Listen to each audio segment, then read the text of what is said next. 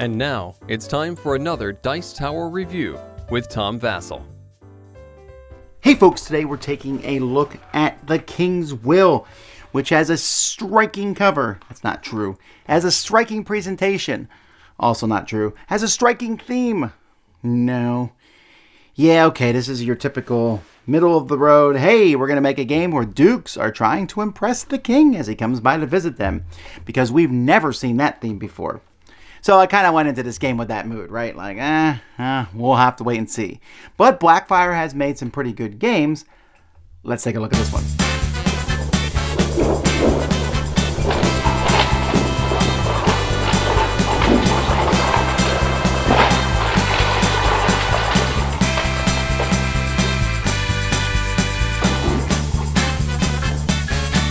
As you can see, there's a lot of pieces in this game, a lot going on. We want to talk about these King's Will cards here. At the beginning of the game, you're going to know one of these cards. And as the game goes by, you have a chance. And the game takes place over 4 main rounds. Players are going to be dropping discs on the different cards. And basically, that's going to give you a chance to score that card at the end of the game. So here this card says, you know, if you are up a certain height on a certain track, you're going to get points for this.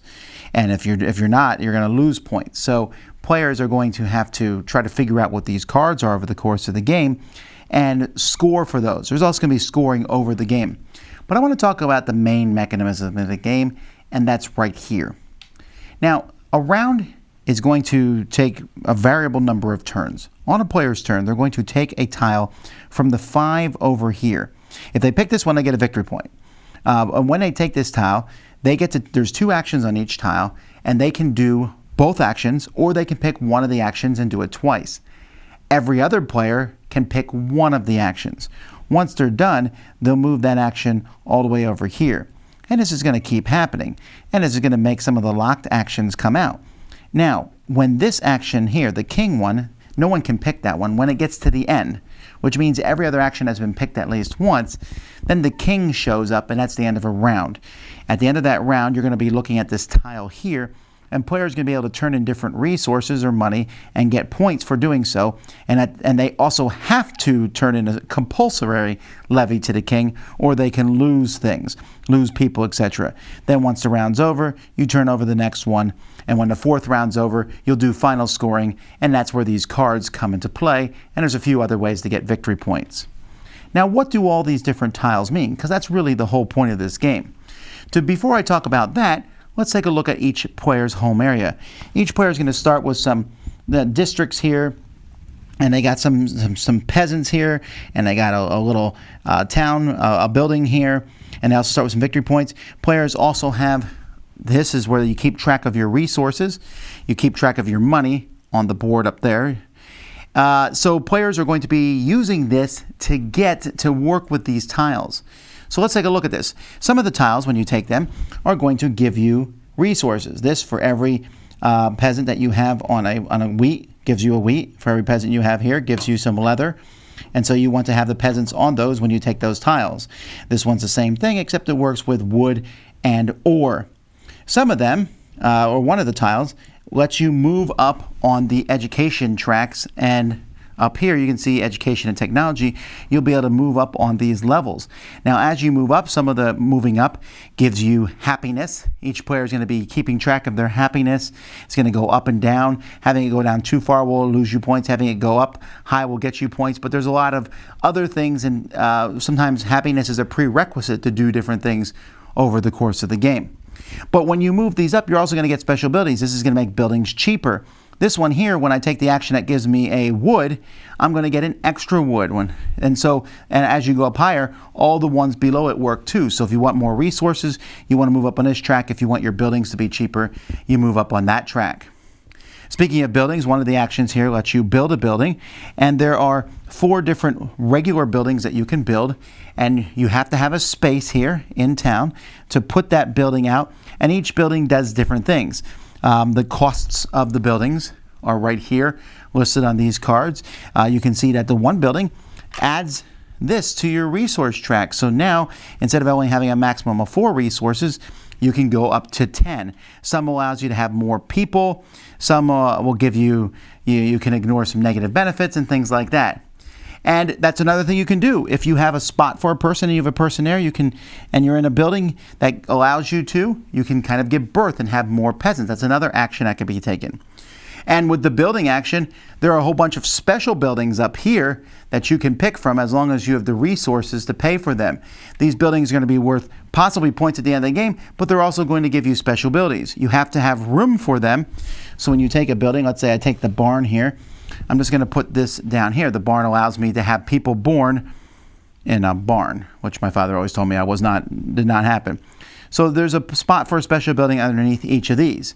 You can get more of these. If you move people, you're going to be allowed to, one of the actions is moving people around, and if you move them off the tile, you'll be able to pick one of these new tiles. So you can pick which resources you want. You might even pick some that don't have any resources but have room to put 2 buildings on them.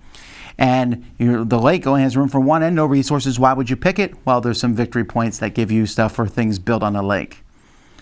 That's pretty much the game, and I know that's a very generalized overview. I didn't go over all the buildings and explain how everything works, but you are constantly working to get these happiness up and down. I guess I should point out that these buildings up here, you'll notice, for example, the church lets your happiness go up by 1, and the warehouse makes your happiness go down by 1. Also, if you get buildings and you put them together like this, you'll notice that gives you a victory point at the end of the game. If I put the church and smithy together, that does not give me a victory point. However, if I put the church and the school together, that will give me 2 victory points at the end of the game. Some other stuff's going around, but it's all about manipulating this track down here and taking the 1 or 2 actions. The only one that's different is this tile here. When you take this, it lets you take one of the locked actions and nobody else gets one. But other than that, you are basically doing something on everyone else's turn. The game also comes inside the box. There's a whole bunch of extra tiles and buildings and things that you can add as an expansion, but there is plenty just on the onset of what's already here. Well, all right. Here's all the buildings and the serfs. It's a very, very boring tan, and there's just a lot of wooden pieces in the game. This game, and there's all the victory point tokens, but this game, folks, is ugly. I mean, ugly. I mean, look at this. Does that look good? It doesn't look good at all, unfortunately. I think that's a big detractor. I mean, and I don't normally mind these thin boards, but this one is really thin. You can see the edges are already fraying a bit. I barely, I played it, but not enough to cause that kind of fraying. The iconography and stuff. I mean, yay, we're using the same 4 icons as always, and moving them on a track. That works, I guess, or keeping your money on a track rather than keeping money works. But again, the whole thing, and there's symbology everywhere. Every building you're going to have to look up to see how it works. None of this stuff is really that obvious. And it's not just the buildings, but those cards that give you points at the end of a game, you're going to have to be looking them up. Now, fortunately, the game does come not just with a rule book, but with a glossary. And in this glossary, there's explanations of every building and the King's Will cards, but you are literally going to be passing this around all the time because it's hard to figure out exactly what's going on in any particular case. So, yeah, as a looker, this game is not one. Alright, this game has to lose a point for just being an ugly as sin game, and it just blah, right? However, fortunately, the gameplay itself is really good. The main gameplay mechanism around that whole picking a tile and then taking both actions and allowing everyone else gets to take one of those actions is a really good one, because I'm sitting there going, okay, what do I want to do? Ooh, I want that tile because I want both actions on it. Samantha picked it, so now I will only get one of those actions, but at least you get one action. So trying to figure out what to do at any given point is, there's so many options. Do you want to grow your area in front of you, add more tiles? That's cool, but it doesn't really mean anything unless you can get a bunch of peasants out there to then go out there and bring in the extra resources. Building a building that gives you the spot to go up to 10 resources is great if you ever start hoarding them and using them. If you're constantly getting them and immediately spending them, that's not worth your time. Do you want to get the village, which allows you to have more people in an area? There's a 3rd spot on each card, which the village allows you to go to, which helps bring in more resources and things. Is that worth your while? Well, maybe it is, maybe it's not. Which special building do you want? I will say that I thought the special buildings were kind of like, they're interesting, right? They give you a small special ability, but they're not that fantastic. I was kind of hoping maybe for some more like, ooh, this is a really cool building. But I was like, man, that one's interesting. I wish the buildings were more like, wow, I like how this building works. But the King's Will part of the game is interesting. It's not the first time I've seen this aspect where there's several victory conditions and you're looking at them. You're watching where other people go. You're like, okay, he went there. He's taking a lot of legs. There's no reason to take legs. I'll go there too and I'll start taking legs. And you're just kind of using a little bit of deduction to figure out what are the victory point conditions for the different players. So, like I said, for me, my enjoyment of the game comes back to that main mechanism of picking a tile and taking the actions. I like that. It's a pretty neat thing. I like how everything slides down. The king showing up and you paying stuff or he gets mad at you. Okay. Getting the buildings and the moving people around, basically it's like having your own resource board that is growing. That's kind of an interesting concept, so I didn't mind that. And the different buildings. It's just that this game, I think, could have been great. First of all, a majorly graphical overhaul. I mean, I'm trying to figure out who was like, yeah, that looks great, because it doesn't. Okay, so there's that. And secondly, the symbology. There's this constant like, what does this mean? What does that mean? And I'm sure someone in the comments below is going to be like, oh, it's really easy. No, it's not. It's really not. And you're trying to figure out what everything does. And there's also like those reference cards I showed you that showed the cost of each building. And again, it's a bunch of symbology. And they're doing this so the game can be international. This is one of those times where some text would have helped a lot. And having a reference card for each player instead of passing around the same cards over and over again. So I still like the game.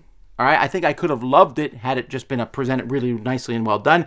I know the theme is overdone, but I don't even mind that. I like the concept of having secret victory condition cards and having this cool pick some actions and move things along. Then it does work well. It just could have been better, that's all. So that's The King's Will.